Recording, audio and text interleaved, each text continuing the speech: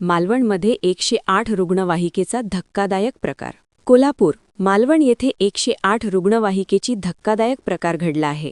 धावत्या रुग्णवाहिकेची दोन्ही मागची चाके अचानक निखळल्याने एकच खळबळ उडाली.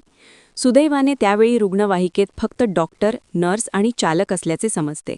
रुग्ण व त्यांचे नातेवाईक नसल्यामुळे मोठा अनर्थ टाळला. नेमकं काय घडलं? मिळालेल्या माहितीनुसार 108 ही आपत्कालीन रुग्णवाहिका नियमित सेवेसाठी जात असताना अचानक मागील दोन्ही चाके निखळली. प्रसंगावधान राखत चालकाने वाहन नियंत्रणात आणल्याने मोठी दुर्घटना टळली.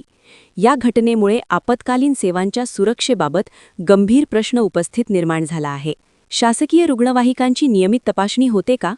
वाहनांची देखभाल आणि फिटनेस प्रमाणपत्रांची पडताळणी योग्य प्रकारे केली जाते का? आपत्कालीन सेवांमध्ये अशा निष्काळजीपणाची जबाबदारी कोणाची? जर शासकीय रुग्णवाहिकांची अशी अवस्था असेल तर सर्वसामान्य रुग्णांना सुरक्षित आणि तत्पर सेवा कशी मिळणार, असा संतप्त सवाल नागरिकांकडून उपस्थित केला जात आहे. मागणी: या घटनेची सखोल चौकशी करून संबंधितांवर कारवाई करावी, तसेच सर्व रुग्णवाहिकांची तातडीने तांत्रिक तपासणी करावी, अशी मागणी होत आहे. प्रतिनिधी मुरलीधर कांबळे, कोल्हापूर.